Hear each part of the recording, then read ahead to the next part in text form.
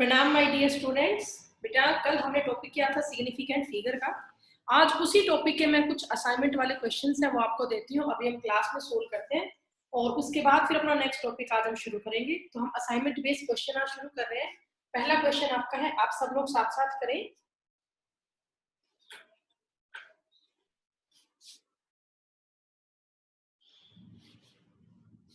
Express the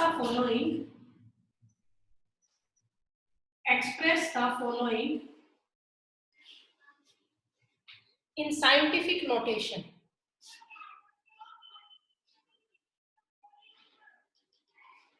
Express the following in scientific notation. इसमें first question है आपका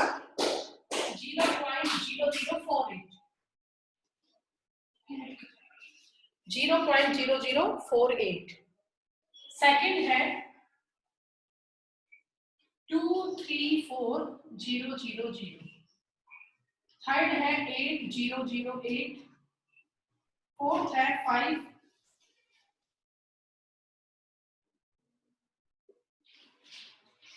और फिफ्थ है 6.0012. ठीक है, इन सभी को आप साइंटिफिक नोटेशन में एक्सप्रेस करें। Express all of these in their scientific notation, मतलब आप उनको एक्सपोनेंशियल फॉर्म में लिखना है। एक्सपोनेंशियल फॉर्म में लिखने का मतलब क्या, मैंने कल आपको बताया था, n × 10⁻⁴ n। एक्सपोनेंशियल फॉर्म में लिखने का मतलब क्या होगा, n × 10⁻n। ठीक है, तो इसी तरह से आपको इनको लिखना है। एक और कंडीशन, कल से सारे बच्चे 5 मिनट के अंदर अंदर आ जाए। उसके बाद अगर आप आते हैं देन मैं आपको एडमिट नहीं करूंगी, पहले बता रही हूं मैं। कल से आप सभी बच्चे 5 मिनट के अंदर अंदर आ जाए लिंक जाने के बाद, अदरवाइज उसके बाद मैं तुम्हें एडमिट नहीं करूंगी। अब देखो अब तक बच्चे आए जा रहे हैं, पढ़ाऊंगी अब आगे। Aman Kumar raised hand. तो मैंने आपको 5 क्वेश्चन दिए हैं कि आप इनको एक्सप्रेस करो साइंटिफिक नोटेशन में। तो जब आप इनको साइंटिफिक फॉर्म में लिखेंगे तो ये कैसे लिखा जाएगा, देखिए n × 10⁻n की फॉर्म में ये लिखा जाएगा। बेटा आयुध, अभी ना 45 स्टूडेंट्स है, मेरे पास ना स्क्रीनशॉट भेज देना। ओके ठीक है, वैसे म्यूट कर रखा है बेटा, स्क्रीनशॉट भेज देना मेरे पास और स्क्रॉल करके एक ही स्क्रीनशॉट लेना। तो देखिए 0.0048 है, आपको इसको साइंटिफिक नोटेशन में लिखना है। तो जो डेसिमल प्लेस है ना वो हमेशा आएगा फर्स्ट नॉन जीरो डिजिट के बाद। तो आप इसमें देखो फर्स्ट नॉन जीरो डिजिट कौन सी है, 4 है, तो यहाँ डेसिमल प्लेस आएगा 4 के बाद 4.8। 4.8 ये आपका कैपिटल N हो गया इंटू 10⁻⁴। अब आप देखो आपका डेसिमल प्लेस पहले यहाँ था, अब कहाँ चला गया, 1 2 3 डिजिट के बाद चला गया। तो 10 की पावर क्या आएगा, -3। तो इसकी एक्सपोनेंशियल फॉर्म क्या हुई, 4.8 × 10⁻⁻3। ठीक है, इसके बाद सेकंड आप देखिए, ये है आपके पास 2,34,000। अब आपको इसको एक्सपोनेंशियल फॉर्म में लिखना है। तो मैंने कहा डेसिमल प्लेस हमेशा कहाँ आएगा, फर्स्ट नॉन जीरो डिजिट के बाद। तो यहाँ फर्स्ट नॉन जीरो डिजिट कौन सी है, 2 है, तो 2 के बाद डेसिमल प्लेस आएगा 2.34। 2.34 ठीक है, इनटू में क्या आएगा बेटा, अब आप बोलो डेसिमल प्लेस पहले मान लो यहाँ था, अब डेसिमल प्लेस तुम कहाँ ले आए, 1 2 3 4 5 डिजिट आगे ले आए तो क्या होगा 10 की पावर 5 और पीछे जाओगे तो माइनस में होगा। तो ये एक्सपोनेंशियल फॉर्म में क्या बना, 2.34 × 10⁻⁵। किसी बच्चे को डाउट हो then please raise your hand. Next देखिए 8008, तो यहाँ भी आपको डेसिमल प्लेस लेके आना है फर्स्ट नॉन जीरो डिजिट के बाद, वो 8 होगी।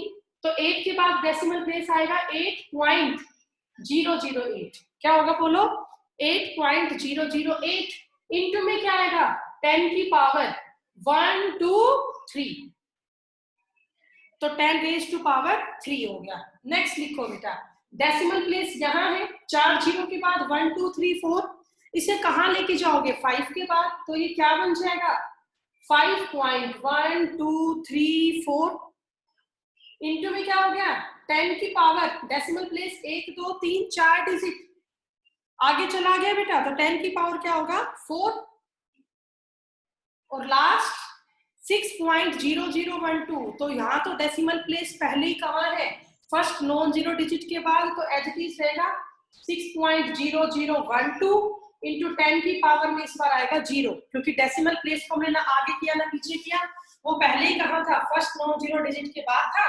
तो इसकी एक्सपोनेंशियल फॉर्म यही रहेगी 6.0012, तो इंटू में क्या है 10 रेज़ टू पावर 0। ठीक है, ये आपका पहला क्वेश्चन हुआ। अब सेकंड क्वेश्चन है, how many significant figure. Second question is how many significant figures are present in the following. How many significant figures are present in the following? आपको ये बताना है किसमें कितने सिग्निफिकेंट फिगर है। ठीक है, अभी आपके सामने लिखती हूँ ऑप्शन क्या क्या है, आपको उन सब में बताना है।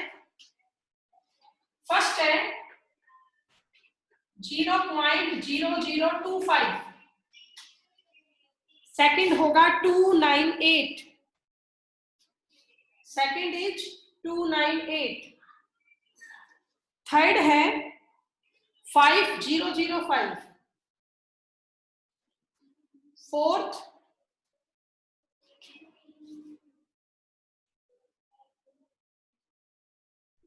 500.0 और फिफ्थ है 2.0034। ये 5 क्वेश्चन मैंने आपको दिए हैं, आपको इन पांचों में ये बताना है किसमें कितने सिग्निफिकेंट फिगर है। How many significant figure are there in the following. ठीक है, करो बेटा, जो भी बच्चा आंसर देना चाहता है प्लीज रेज योर हैंड। जो भी बच्चा आंसर देना चाह रहा है, रोहित यादव, ओके रोहित बेटा बताइए। फर्स्ट में तो 2, फर्स्ट में 2, ओके वेरी गुड, बिल्कुल सही आंसर है बेटा, फर्स्ट में 2 आएगा।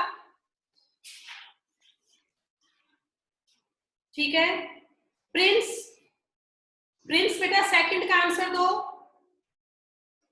Ma'am 3 significant figure. Very good, next है आयु, बेटा आयु थर्ड का आंसर दो। 4, वेरी गुड, बिल्कुल ठीक है। ओके बताना चाहेगा, raise your hand. Honey, okay Honey बेटा फोर्थ का आंसर दो। मैम 3। और विनय बेटा, हनी फोर्थ का 3 या 4? 4 नहीं आएगा, 1 2 3 डेसिमल प्लेस के बाद की 0 सिग्निफिकेंट होती है। लास्ट का आंसर कौन देगा भी, अमन?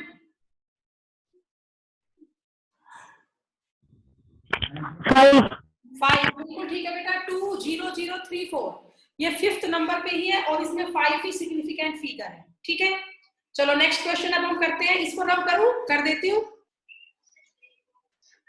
3 बेटा, बाकी का नंबर नेक्स्ट क्वेश्चन में आएगा, जिनका नंबर अभी नहीं आया उनका नेक्स्ट इसमें लूंगी। किसी का बाय चांस लिखने से रह जाता हो तो स्क्रीनशॉट ले लिया करो, बाद में कर लिया करो उसको। नेक्स्ट क्वेश्चन है round up to 3 significant figure. Round up to, और ना हैंड रेज करने के बाद ना लो कर लिया करो ताकि मुझे पता चले दोबारा किया या पहले वाला ही है। फर्स्ट है ये 34.216, सेकंड है 10.4107 और थर्ड आपका है 0.04597 और फोर्थ है 2808। इन चारों को आपको राउंड ऑफ करना है up to 3 significant figure. Vinay Kaushal raised hand, okay Vinay give answer बेटा, फर्स्ट क्वेश्चन का आंसर दो। मैम आएगा पहले का 34.2। वेरी गुड, बिल्कुल सही आंसर है, करेक्ट आंसर। नेक्स्ट बरखा थी, बरखा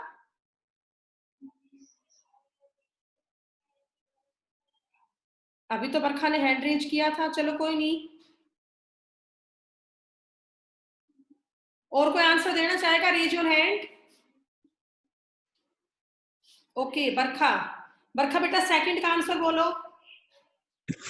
मैम 10.4। 10.4 correct answer. थर्ड का आंसर और कोई? Raise your hand. Only 2 students. Aman बताओ बेटा। 45.9। 40। फिर बोलो बेटा, समझ में नहीं आया। 0.0460 होगा बच्चों इसका। सब ध्यान से देखिए ये कैसे हुआ। मैंने आपको कहा इसको राउंड ऑफ करो अप टू 3 सिग्निफिकेंट फिगर। तो ये आप सभी को पता है, जो आपकी 0 डेसिमल प्लेस से पहले है या इसके पहले है, फर्स्ट नॉन 0 डिजिट के पहले है, वो सिग्निफिकेंट होती नहीं। तो ना तो ये 0 सिग्निफिकेंट है ना ये सिग्निफिकेंट है। तो फर्स्ट यहाँ पे सिग्निफिकेंट फिगर क्या है? 4। अब 4 के आगे क्या है? 5 और 5 के आगे क्या है? 9 और 9 के आगे क्या है? 7। तो 3 फिगर तक ये लिया जाएगा 4 5 9। अब 9 के आगे 7 है तो इसमें एक और ऐड करोगे तो 9 और 1 क्या हो गया? 10। तो ये 59 से क्या बन गया? 60 बन गया। 0.0460। इसमें 3 ही फिगर है सिग्निफिकेंट। कौन कौन से? जो मैंने सर्कल कर दी, 4 6 एंड 0। अगर अब इसे किसी को डाउट हो तो प्लीज रेज योर हैंड। अब लास्ट वाले को राउंड ऑफ करो। शाबाश। कौन आंसर देगा लास्ट वाले का? Raise your hand. Prince 1 minute बेटा। प्रिंस बोलो। Ma'am 281। Very good. 281 correct answer. पता है ना 08 था तो इसमें 0 में 1 और ऐड कर दिया, 281 हो गया। ठीक है, तो भाई ये आपका टॉपिक पूरा हुआ सिग्निफिकेंट फिगर का। अब इसके बाद आज हम नया टॉपिक शुरू करेंगे और जो हमारा नेक्स्ट टॉपिक होगा that is the law of chemical combination. Law of chemical combination. तो कुछ देर हमारा थ्योरी का टॉपिक है, इसका स्क्रीनशॉट लेना है तो ले लो बेटा, फिर मैं इसको रब कर रही हूँ। सब कुछ नोटबुक में एज इट इज करते रहना और मैं बाकी में नोट्स आपको भेज दूंगी आज। अब आप हेडिंग डाल लें laws of chemical combination. Law of chemical combination. ठीक है, फर्स्ट लॉ है बेटा, इसमें 2 लॉ आपने पढ़े हुए हैं 10th 9th क्लास में, उसके आगे हम और कंटिन्यू पढ़ेंगे। फर्स्ट लॉ हमारा है law of conservation of mass. First law is law of conservation of मास। अब ये लॉ किसने दिया था? एंटनी लेवोशियर ने, जिसे हम कहते हैं father of modern chemistry, Antony Lavoisier. और ये लॉ कब दिया था? इन 1879 में एंटनी लेवोशियर ने ये लॉ दिया था। ठीक है, कब? 1879 में। सबने 9th क्लास में पढ़ रखा है। What is law of conservation of मास? कि कोई भी बैलेंस केमिकल रिएक्शन है उसमें जो टोटल मास है रिएक्टेंट का that always remains equal to total mass of product. ठीक है, तो यही आएगा इसमें, the total mass of reactant, the total mass of reactant is equal to that of product. The total mass of reactant is equal to that of product. ठीक है, in all the physical and chemical changes, in all the physical and chemical changes, जितने भी physical change हो या chemical change हो उन सभी में जो टोटल मास रिएक्टेंट का है वो इक्वल होता है टू दैट ऑफ प्रोडक्ट। ठीक है, और इसका सेकंड एक और पॉइंट हो गया इसी लॉ का, वो आप क्या बोलोगे? Matter can neither be created, matter can neither be created nor destroyed. Matter can neither be created and nor destroyed. Matter को ना तो हम क्रिएट कर सकते हैं ना इसको डिस्ट्रॉय कर सकते हैं। मास हमेशा एक रिएक्शन का क्या रहेगा? कांस्टेंट रहेगा। ठीक है, इसी लॉ को हम बोलते हैं law of combination of mass या sorry law of conservation of mass, Antoine Lavoisier ने ये ला दिया था, कब दिया था? 1879 में। ठीक है, स्टेटमेंट मैंने आपको इसकी बता दी है, इसमें क्या है कर लीजिए इसको आप। अब 1 मिनट देती हूँ आप लोगों को, नोट कर लो ये।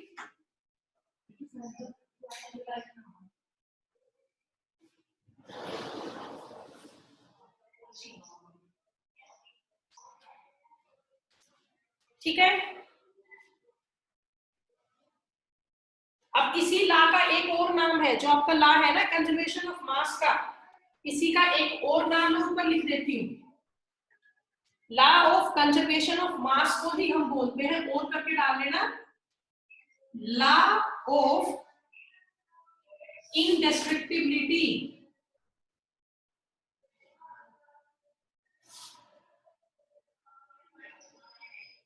Of matter, law of indestructibility of matter. ठीक है, ये आपका फर्स्ट लॉ हुआ। एक बार इसका स्क्रीनशॉट ले लो बेटा, नहीं हुआ तो फिर मैं इसको रब कर रही हूँ। एंटनी लेवोशियर ने ये ला दिया था 1879 में। इसकी स्टेटमेंट क्या थी? जो टोटल मास ऑफ रिएक्टेंट है that always remains equal to total mass of product in all the physical and chemical changes. मतलब मैटर को ना हम क्रिएट कर सकते हैं ना हम डिस्ट्रॉय कर सकते हैं इन अ बैलेंस्ड केमिकल इक्वेशन। इसी लॉ को हम बोलते हैं law of indestructibility of matter. अब इसका एग्जांपल आप देखें। फॉर एग्जांपल, तो हमने पहला एग्जांपल लिया कंबशन ऑफ कार्बन का। First example is combustion of carbon. अब कार्बन का कंबशन होगा तो C+O2 क्या बनेगा भाई? CO2। Prince Rao, okay 1 minute बेटा। प्रिंस बोलो बेटा। मैम बुक में तो 1789 ईयर दे रखा है। नहीं 1879 होगा बेटा। मैम 1789 ही दे रखा है। चलो देखती हूँ, मुझसे 1879 आएगा। Law of combustion of carbon, तो C+O2 क्या बना कंबशन होके? CO2। अब आप देखिए जो कार्बन है इसका एटॉमिक मास कितना होता है? 12 ग्राम। और जो ऑक्सीजन है, एक O का एटॉमिक मास होता है 16। अब यहाँ 2 ऑक्सीजन, तो 16 × 2 क्या हो जाएगा? 32 ग्राम। तो टोटल कितना हुआ ये? 12 + 32 44 ग्राम। 44 ग्राम किसका मास हुआ? रिएक्टेंट का। 44 ग्राम किसका मास हुआ? रिएक्टेंट का।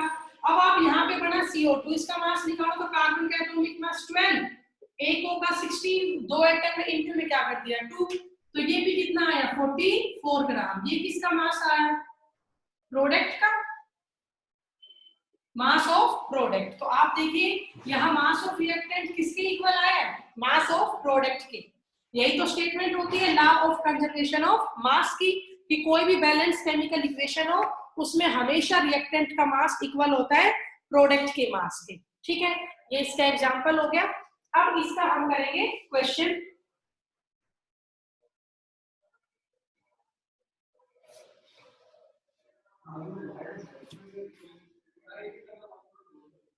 हो गया बेटा, करें इसका न्यूमेरिकल। आयुध,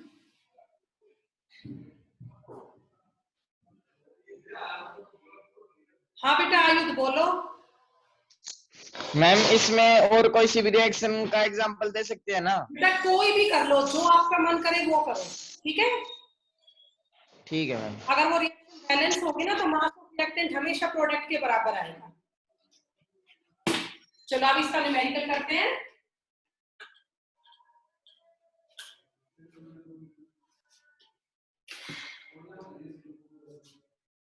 इसका न्यूमेरिकल लिखो 4.9 gram of KClO3। 4.9 gram of KClO3 when heated produced 1.92 gram of oxygen. Produced 1.92 gram of oxygen and the residue KCl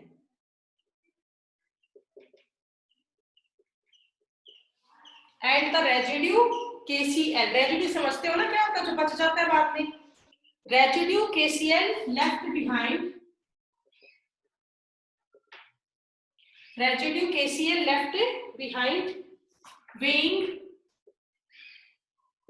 2.96 gram, weighing 2.96 gram, show that these results follow law of conservation of mass. These results follow law of conservation of mass. ठीक है, तो बेटा बस इसमें एक ही condition है, आपको reaction बनानी आनी चाहिए। अगर आप रिएक्शन ठीक बनाओगे तो बिल्कुल सही क्वेश्चन होगा। तो आप ध्यान से क्वेश्चन को पढ़ोगे, क्या कह रहा है, 4.9 ग्राम ऑफ KClO3, KClO3 है बेटा, कितने ग्राम है ये, 4.9 ग्राम, ठीक है। When heated, तो एरो पे हमने किसका साइन लगाया, हीट का, इसे हीट कर दिया। When heated produced, तो क्या प्रोड्यूस कर रहा है ये, 1.92 ग्राम ऑक्सीजन, तो इससे ऑक्सीजन बन रहा है O2, कितने ग्राम बन रहा है, 1.92 ग्राम। अब बेटा आप बताओ प्लस में क्या निकाल रहा है, एंड द रेजिड्यू, रेजिड्यू क्या निकल रहा है, KCl, रेजिड्यू क्या निकल रहा है, KCl, और इसका वेट कितना है, 2.96 हो गया। अब एक बार इसको आप बैलेंस और कर ले, यहाँ तो O3 है, यहाँ पे O2 है, वैसे आंसर में कोई फर्क नहीं पड़ना, बैलेंसिंग करने से वो सेम रहेगा।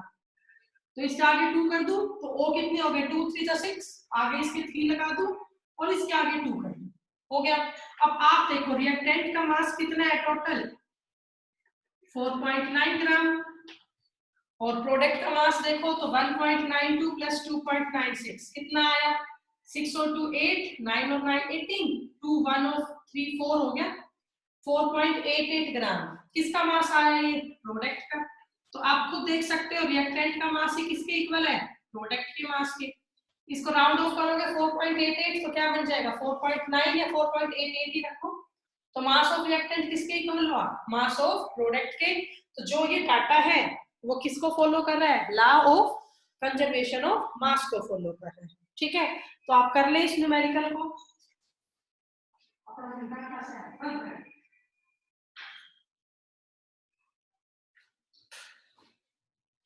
तो जो ये डाटा दिया है, हाँ बेटा कोमल बोलिए,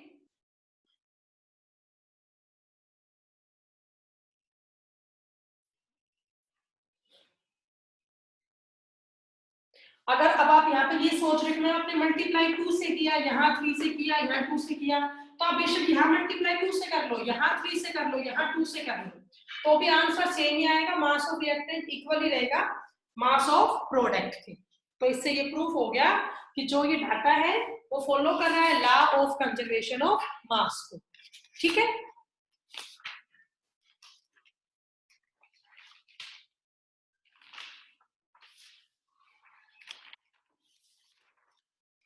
इस क्वेश्चन को आप करें, फिर हम नेक्स्ट क्वेश्चन इसमें करते हैं, अगला ला करेंगे हम।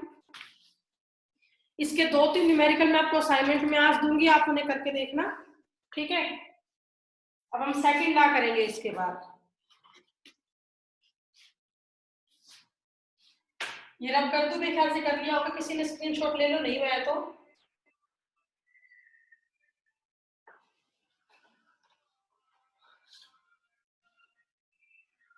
अब देखिए नेक्स्ट न्यूमेरिकल इसके बाद,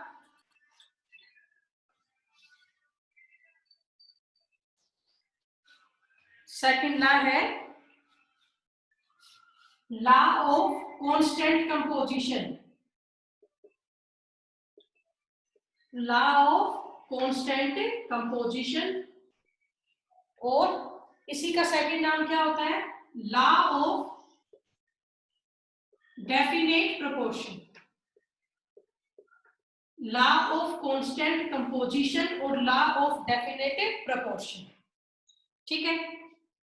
तो ये जो लॉ था बेटे किसने दिया था, JL प्रोस्ट ने, ये लॉ किसने दिया था, JL Prost ने in 1799 law of constant composition, और इसी का सेकंड नेम होता है law of definite proportion given by JL Prost। अब इस लॉ की स्टेटमेंट क्या है, ये लॉ क्या कहता है, तो ये भी आपने 10th क्लास में 9th में पढ़ा होगा कि कोई भी केमिकल कंपाउंड बनता है तो उस केमिकल कंपाउंड के बनने पे जो उसके एटम का मास रेशियो होता है वो ऑलवेज कांस्टेंट रहेगा। During formation of a chemical compound the mass ratio of atom remains constant. ये स्टेटमेंट है किसकी, लॉ ऑफ कांस्टेंट प्रोपोर्शन की। तो इसको आप डिफाइन कैसे करोगे, a chemical compound, A chemical compound is formed by a chemical compound is formed by same elements combined together in fixed proportion by mass, combined together in fixed proportion by mass। कि कभी भी कोई chemical compound बनता है तो हमेशा उसका जो प्रोपोर्शन है वो फिक्स रहता है बाय मास। फॉर एग्जांपल देखो बेटा, फॉर एग्जांपल हमने लिया CO2, तो CO2 में कार्बन का मास रेशियो देखो, कार्बन का एटॉमिक मास क्या होता है 12 और ऑक्सीजन का एटॉमिक मास 16, एक O का 16 है तो दो O का 16 2 से क्या हो गया 32, तो ये क्या आया 3:8। कितना आया 3:8, मतलब 3 पार्ट किसका है बेटा, कार्बन का, 3 part of carbon and 8 part किसका है ऑक्सीजन का। 3 part of carbon and 8 part of oxygen. जब इन दोनों को हम ऐड करेंगे तो उससे किसकी फॉर्मेशन होगी, CO2 की। किसकी फॉर्मेशन होगी, CO2 की। 3 पार्ट ऑफ कार्बन और 8 पार्ट ऑफ ऑक्सीजन को जोड़ेंगे तब CO2 की फॉर्मेशन होगी। अब वो CO2 चाहे कैसे ही बनी, वो एक्सपिरेशन बेटा रेस्पिरेशन से प्रोड्यूस हो रही हो या कंबशन से प्रोड्यूस हो रही है, कैसे भी प्रोड्यूस, जहां भी CO2 है, जब भी CO2 बनेगी हमेशा 3 पार्ट कार्बन रहेगा, 8 पार्ट ऑक्सीजन रहेगा। ठीक है, ऐसे सेकंड एग्जांपल आप देखिए, जैसे मान लो मैंने सेकंड एग्जांपल में लिया H2O। अब जब भी H2O की फॉर्मेशन होगी, एक H का एटॉमिक मास 1 होगा, 2 मोल के लिए क्या हो गया 2, O का एटॉमिक मास क्या हो गया 16, तो 2:16 मतलब क्या बन गया ये 1:8। इसका मतलब क्या है, जो 1 पार्ट ऑफ हाइड्रोजन है, 1 part of hydrogen and 8 parts of oxygen. जो एक पार्ट हाइड्रोजन का है और जो एक पार्ट ऑक्सीजन का है, combined together to form 1 mole of water. 1 mole water का कब बनेगा, जब बेटा एक पार्ट तो हाइड्रोजन का जुड़े और 8 पार्ट ऑक्सीजन का जुड़े, तब जाके वाटर का 1 मोल बनता है। अब वाटर चाहे कहीं का भी हो, नदी का हो, कुएं का हो, पीने का पानी हो, कैसा ही पानी हो, जहां भी वाटर बना, वाटर बनने पर हमेशा 1 पार्ट हाइड्रोजन यूज होता है और 8 पार्ट आपका ऑक्सीजन यूज होता है। इसी को हम क्या बोलते हैं, law of conservation, sorry law of definite proportion या लॉ ऑफ कांस्टेंट प्रोपोर्शन। ठीक है, लॉ ऑफ डेफिनेट और कांस्टेंट कंपोजिशन। अब इसके हम करेंगे न्यूमेरिकल्स और इसकी लिमिटेशंस वगैरह।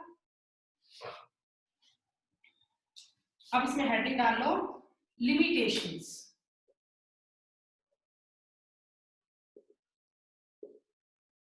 क्या क्या लिमिटेशंस है इस लॉ की, तो इस लॉ की फर्स्ट लिमिटेशन है it is not applicable, it is not applicable in case of isotopes। ये जो एप्लीकेशन है वो आइसोटोप के केस में एप्लीकेबल नहीं होती। बेटा ये क्लास ओवर होने के बाद आपको तभी उसी टाइम में 1-2 मिनट में ही सेम लिंक पे दोबारा आ जाना है। It is not applicable in case of isotopes, ये आइसोटोप के केस में एप्लीकेबल नहीं होती। फॉर एग्जांपल देखो, जैसे मान लो मैंने CO2 ही लिया, तो कार्बन के 3 आइसोटोप होते हैं, कार्बन 12, कार्बन 13, कार्बन 14। तो एक बार तो मैं कार्बन का आइसोटोप लूं C12 और एक केस में कार्बन का आइसोटोप लूं C14, ठीक है। अब आप इसमें रेशियो निकालो C:A O, तो मैंने यहाँ पे कार्बन कौन सा लिया, कार्बन 12, तो यहाँ C का एटॉमिक मास क्या होगा 12 और 2 O का एटॉमिक मास क्या आया 32। लेकिन यहाँ मैंने कौन सा आइसोटोप लिया, कार्बन 14 आइसोटोप लिया, तो मैं इस केस में कार्बन का एटॉमिक मास क्या लूंगी 14 ही लूंगी। रेशियो ऑक्सीजन का एटॉमिक मास मैंने क्या लिया 32, यहाँ तो मैंने किया 12:32, यहाँ पे क्या किया 14:32। तो आप बताओ मास रेशियो इसमें तो क्या आया 3:8 आया, लेकिन इस केस में मास रेशियो क्या आएगा, यहाँ पे 2 7 जा 14 और ये 16, 7:16। अब आप देखो कंपाउंड तो सेम ही है, दोनों केस में कंपाउंड तो CO2 ही है, दोनों केस में कंपाउंड CO2 है, लेकिन फिर भी आपने देखा इन दोनों केस में जो कार्बन और ऑक्सीजन का मास रेशियो है वो अलग अलग आ रहा है। अगर मैं कार्बन 12 आइसोटोप लेती हूँ तो कार्बन 12 आइसोटोप के केस में कार्बन और ऑक्सीजन का मास रेशियो क्या आया 3:8। लेकिन अगर मैं कार्बन 14 आइसोटोप लेती हूँ तो कार्बन 14 आइसोटोप के केस में जो हमारा मास रेशियो आया that is the 14:32। Simplest form में क्या हो गया 7:16 हो गया, ठीक है। तो जो ये लॉ आपका है लॉ ऑफ डेफिनेट प्रोपोर्शन, ये आके फेल हो जाता है, इसकी लिमिट लग जाती है इन केस ऑफ आइसोटोप, कि अगर कोई भी एटम ऐसा है जो एग्जिस्ट करता है आइसोटोपिक फॉर्म के अंदर तो फिर वहां पे ये जो लॉ है ये एप्लीकेबल नहीं हो पाता, ठीक है। तो ये आपका लॉ हुआ बेटा लॉ ऑफ कांस्टेंट कंपोजिशन। अब इसकी लिमिटेशन एक ही हुई है, अब इसके एक और भी लिमिटेशन है। और आइसोटोप आपको पता होगा, what are isotopes, atom of same element have same atomic number but different mass number. Atom of same element have same atomic number but different mass number, उसे हम बोलते हैं आइसोटोप, ठीक है। तो बेटा अभी इस लेक्चर में इतना ही।